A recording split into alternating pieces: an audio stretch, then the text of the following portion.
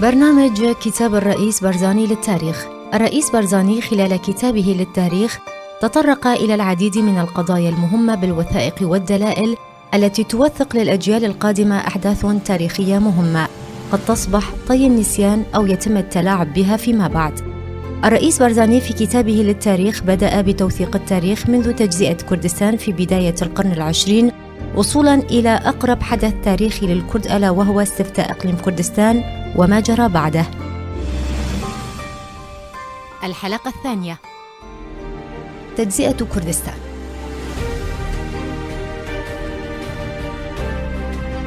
أصبحت أرض كردستان خلال معركة جالديران التي اندلعت في عام 1514 بين الإمبراطوريتين العثمانية والصفوية ساحة للحرب فيها، وكانت نتيجتها تقسيم أرض كردستان بين الإمبراطوريتين وتشتيت الأمة الكردية. وفي عام 1639 وتحت عنوان معاهدة زهاو وقعت الإمبراطوريتان في مدينة سربول زهاو معاهدة لتقسيم أرض كردستان بينهما، وبموجبها خضعت 3/4 أرض كردستان للسلطة العثمانية والربع الآخر خضع للسلطات الإيرانية.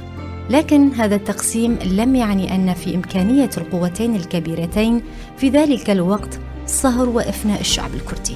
رغم ذلك التقسيم القسري، استطاع الشعب الكردستاني المحافظة لفترة طويلة على لغته وعاداته الخاصة، وعن طريق الثورات والانتفاضات ورفض كل أشكال الظلم تمسك بهويته الخاصة. ورغم أن الثورات والانتفاضات الكردية كانت تتعرض للقمع والإخماد، إلا أن التصدي للظلم كان واحداً من خواص الإنسان الكردي خلال القرون الماضية. في ربيع عام 1907 عقد اجتماع بمشاركة الشيخ عبد السلام البرزاني في منزل الشيخ نور الدين محمد البريفكاني رئيس التكية القادرية في بريفكان. وكما ذكرته في كتاب البرزاني والحركة التحررية الكردية، خلال ذلك الاجتماع دعا عدد كبير من رؤساء العشائر والوجهاء الكرد في برقية تم توجيهها إلى السلطان العثماني السماح ب: أولاً، جعل اللغة الكردية لغة رسمية في المناطق الكردية وأن تكون الدراسة فيها باللغة الكردية. ثانياً، يجب أن يعرف القائمون ومدراء النواحي والمسؤولون الحكوميون في المنطقة الكردية اللغة الكردية. ثالثاً، لأن الإسلام دين الدولة يجب أن تصدر الأحكام وفق الشريعة الإسلامية.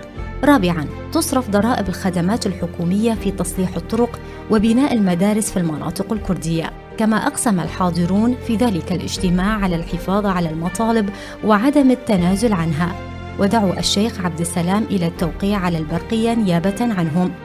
وعندما استلمت الدولة العثمانية تلك البرقية اعتبرتها بمثابة الخروج عن الأمر الحكومي والمطالبة بالانفصال. وفي هذه المناسبة وفي نهاية سنة 1907 قدمت إلى المنطقة قوة عثمانية بقيادة محمد فاضل باشا داغستاني، ولم يتصدى أي من رؤساء العشائر لتلك القوة، ووقع كل الثقل على برزان، حيث أمر الشيخ عبد السلام بالدفاع والتصدي للقوة. واستمر البرزانيون في الدفاع لمدة شهرين. في النهاية أرغم الشيخ على ترك المنطقة واللجوء إلى مارشمعون الآشوري، ووصل داغستاني إلى برزان وأحرقها. وأسر مصطفى برزاني الذي كان عمره 3 سنوات مع والدته، وسجن في سجن الموصل لمدة سنة واحدة. في العام 1908 عاد الشيخ عبد السلام إلى منطقة برزان، وجمع عددا من البرزانيين في قرية باب سيفا خلف جبل شيرين الذي يقع في شمال قرية برزان، وهاجم القوة التركية الموجودة في المنطقة وألحق خسائر كبيرة بالجيش العثماني. بعد ذلك الانتصار العظيم دعا العثمانيون إلى الحوار مع الشيخ عبد السلام، ونتيجة للحوار أطلق الشيخ سراح الأسرى العثمانيين وتم تعويض خسائر البرزانيين. ولكن سليمان نظيف باشا والي الموصل هاجم مرة أخرى منطقة برزان سنة 1913، وعلى إثر الهجوم ترك الشيخ المنطقة وتوجه هذه المرة إلى شرق كردستان، وذهب إلى سيد طه محمد صديق النهري في قرية رازان قرب ورمي. خصص السلطان العثماني هدية ثمينة لمن يستطيع أن يعتقل أو يقتل الشيخ، لقد كان الفكر الاستقلالي راسخاً وموجوداً عند القادة والرجال الكرد العظماء قبل سقوط الإمبراطورية العثمانية. وفي هذا الصدد تحدث الكاتب والرحالة البريطاني W.E. ويكرام في كتابه مهد البشرية الحياة في شرق كردستان عن لقائه مع الشيخ عبد السلام. وفي أثناء الإعلان عن رغبته بالعودة إلى بريطانيا لعدة أشهر، أعرب الشيخ عبد السلام عن استعداده للذهاب معه إلى بريطانيا لكي يتمكن من اللقاء مع رئيس كنيسة كانتربري ليطلب منه بناء المدارس في قرى كردستان، وليزور بعدها الملك جورج ويبحث مشكلة كردستان وليتحاور معه بشأن الاستقلال. في العام 1914 توجه الشيخ عبد السلام مع مار شمعون الآشوري وأندرانيك باشا الأرمني من قرية رازان إلى تبليس، حيث التقوا فيها بمبعوث القيصر الروسي وتباحثوا معه بشأن تأسيس دولة فيدرالية مختلطة تضم الكرد والأرمن والآشوريين.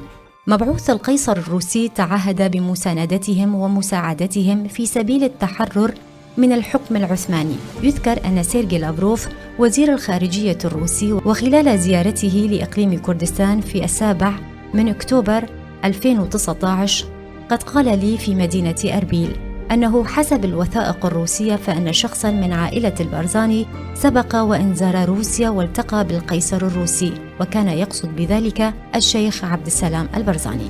كانت هذه المعلومة بالنسبة لي جديدة جداً، لأني كنت أعتقد أن الشيخ عبد السلام قد التقى فقط بمبعوث القيصر في تبليس. أما الأحداث التي تلت تلك الزيارة وكذلك اندلاع ثورة أكتوبر 1917 في روسيا فقد أسهمت في إلغاء فكرة مساندة ودعم الروس لإنشاء تلك الدولة.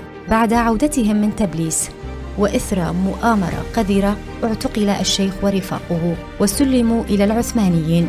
في البداية نقل العثمانيون الشيخ عبد السلام إلى وان ومنها إلى الموصل، وفي وقت لم يمضي سوى عدة أيام على اندلاع الحرب العالمية الأولى أعدم الشيخ عبد السلام البرزاني وثلاثة من رفاقه في 14 كانون الأول 1914.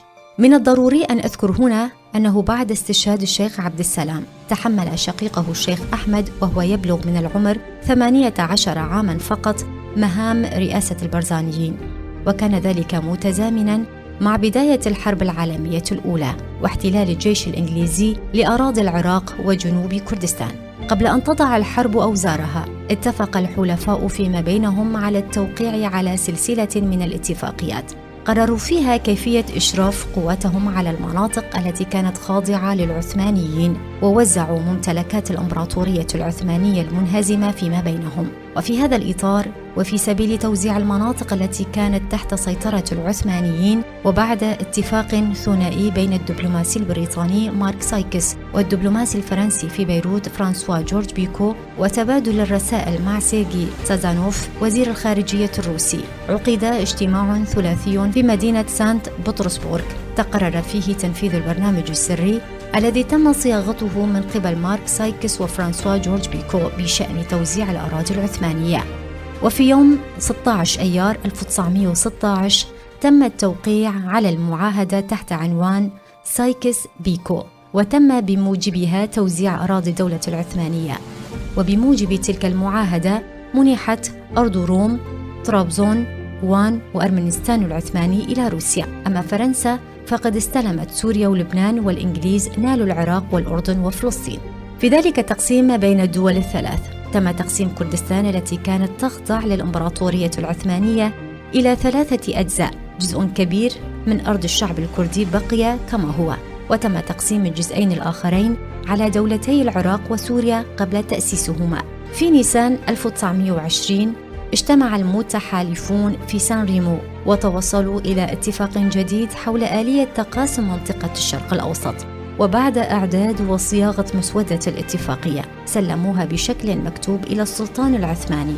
وفي يوم 10 آب 1920 تم التوقيع في قرية سيفر قرب باريس عليها من قبل قوى التحالف وممثل الحكومة العثمانية، وبموجبها تم فصل الشام، لبنان وسوريا، العراق، الأردن وأزمير عن الدولة العثمانية.